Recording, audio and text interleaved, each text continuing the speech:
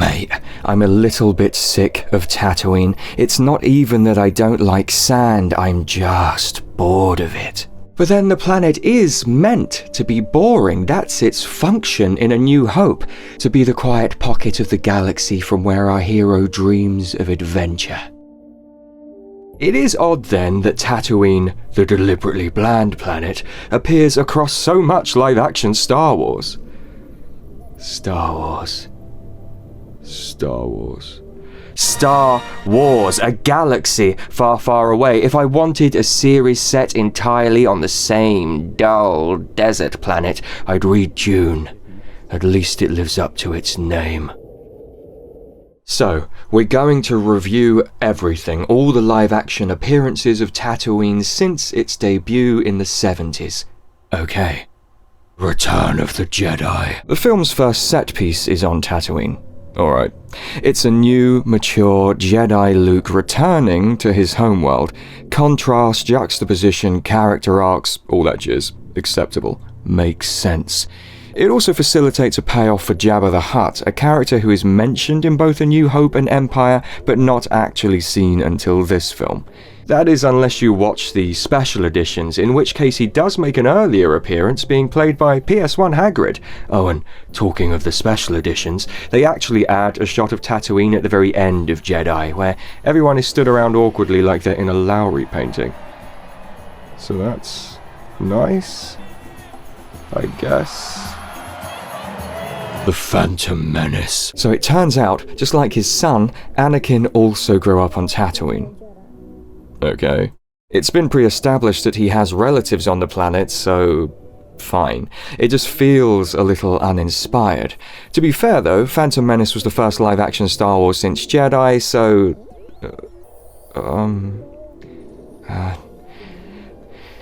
Phantom Menace was the first mainline live-action Star Wars since Jedi, so going back to Tatooine wasn't as egregious then as it would become. For now, the shiny new ship of the prequel trilogy stuck in the well-worn sands of the original film is a compelling enough visual. And the time on Tatooine is used nicely to flesh out the setting a little, a fact that would come to benefit its next appearance. Attack of the Clones. An older Anakin returns to his homeworld, and we're given a similar, but more significant, contrast to that which we saw with Luke in Return of the Jedi. I think this works well enough and is certainly narratively justified. Still, Anakin's homeworld could so easily have been a different planet. If it had, perhaps the final scene of the subsequent film, the final scene of the entire prequel trilogy. Perhaps it would have had a better payoff. Revenge of the Sith. After Luke loses the coin toss that decides whether he'll be royalty or a farmer, Obi-Wan drops him off on Tatooine. Of course, the passive premise of this whole trilogy was to set up the events of the original films, so, going back to the Sand Planet feels somewhat inevitable. Did it have to end here, though? Like, here? After the already cynical attempts to patch together the dead logic of a fantasy franchise, we end not on a moment of any poignancy, but on a nostalgia postcard. Look, it's the same shot from the first film. It's like circular stories. It's like poetry. Isn't that clever? No, it's not clever. And it wasn't the second time round, either.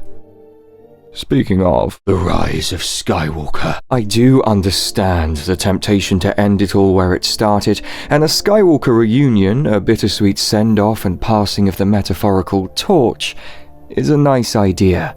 But, like so many of Episode 9's nice ideas, it felt a bit rushed and over-reliant on simple appeals to old imagery.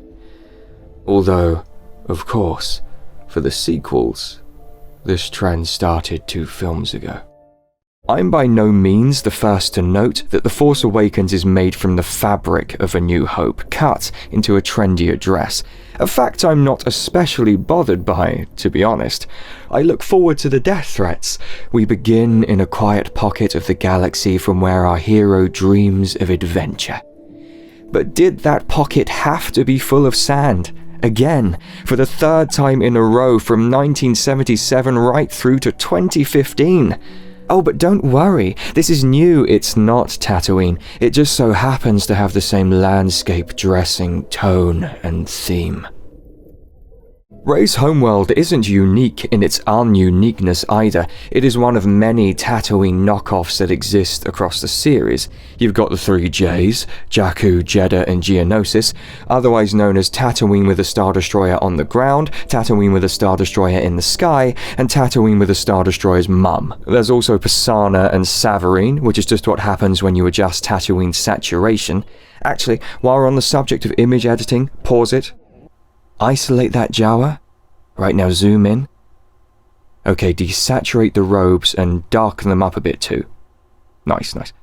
Now change the eyes from orange to red. Okay, and lastly, just rebuild the whole scene. Perfect. Welcome to Arvala 7, which is just Tatooine, but the Jawas are edgier and the child characters have better dialogue. The Mandalorian. Tatooine. Why? Well, Din Djarin as a hero is clearly partially modelled after the roving gunslingers of old Western movies, leaning into an aesthetic long evident in the Star Wars franchise, and to that end, the arid land of Tatooine is very complimentary. Yet it does feel like something of a crutch, the nostalgic equivalent of a jump scare. Look, you remember this place? You like it, don't you? And they do. Look, it's Chalmun's Cantina, and look, the droid from Return of the Jedi is working there. That's funny, because in A New Hope, the barman wouldn't even let droids in, and now the barman is a droid.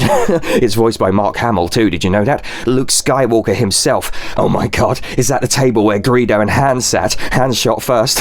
Please. Look, it's a pit droid. Is that Boba Fett's armor? Please. Is that Anakin's pod engine? Shut up. The humanization of the Tusken Raiders was nice, and the Krayt Dragon sequence was fun, something that felt fresh in Star Wars, a kinda kaiju-killing procedural, if that means anything to anyone, so I suppose the time was half-decently spent. And at least this Mandalorian and his sidekick left Tatooine and went to other, more compelling places. Not like a certain someone I can think of. The Book of Boba Fett. Tatooine. Why? I really don't know. Granted, it is the last place we saw him, both dead and alive. Maybe, though, after that formality is acknowledged, maybe he could have gone somewhere else, somewhere that looked different. Given its general story beats being far too lively a word, Coruscant seems an obvious setting for Bob F. At the very least, it's a rich and underutilized location. If Coruscant, for example, were the primary locale, you could still keep all the flashbacks to his time on Tatooine if you wanted. In fact, unlike in the actual show, they'd offer some sense of contrast and temporal progression. You might watch them wondering, how does he manage to get to Coruscant? Did the Tuskens help him? Rather than just thinking, oh, this is cool, but why should I care? Coruscant is actually a member of a decently sized club of live-action Star Wars planets that aren't just some basic shade of Earth. However, that club becomes much smaller when you omit its members that only appear on screen for a few seconds, because although Star Wars is clearly capable of showcasing interesting environments, it seems embarrassed to do so, hiding them away in montages. The rapid planet hopping aboard the Falcon in Rise of Skywalker comes to mind, as well as the Order 66 sequence in Revenge of the Sith. Actually, that reminds me, you know what else gets too much representation in Star Wars media generally, besides desert planets? The Clone Wars. The upcoming Obi-Wan Kenobi show. Tatooine. Why? Well, I am making assumptions here, I don't actually know, but what else can the writers do? Obi-Wan is in hiding on Tatooine. I suppose they could use flashbacks or come up with some convoluted explanation as to why he temporarily goes off-world, or I don't know. They could write something that isn't connected to the Skywalker saga at all. Right, okay. Besides that. What I mean to say is, as much as I am looking forward to the Kenobi show, and I am, it is yet another story about an established character in an established location, filling in the shallow gaps of an established tale. And just to me... How are you not excited about Obi-Wan Kenobi? Are you even a Star Wars fan? Bet you're upset it's not Mary Sue. I thought I told you to shut the fuck... That's it. Unless I've missed something, that is all the live-action appearances of Tatooine, as well as its various tribute acts. Ultimately then, what is the issue? Is the recurrence of the planet really that big a deal? Well, no. Not in itself, because despite everything I've said, planetary variety isn't really all that necessary. Obviously, what is actually of significance, of course, are things like character development, well-structured stories, engaging dialogue, and all the other stuff that makes stuff good. It is quite possible to tick all of those boxes exclusively in the sands of Tatooine, but I'd argue that they aren't being well checked right now, and moreover, I'd argue that the abundance of sand planets is symptomatic of a more problematic stagnation that is at the heart of the issue. Too much modern live-action Star Wars is just this display of auto-cannibalism, the ingestion and re-ingestion of its own iconography until it all tastes the same, and it all tastes of nothing. It's trailer fodder, it's headline fuel, it's boring. But it is still Star Wars. It has done so much, and there is so much potential left.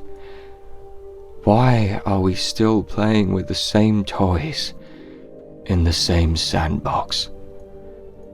The galaxy is vast. Let us see it.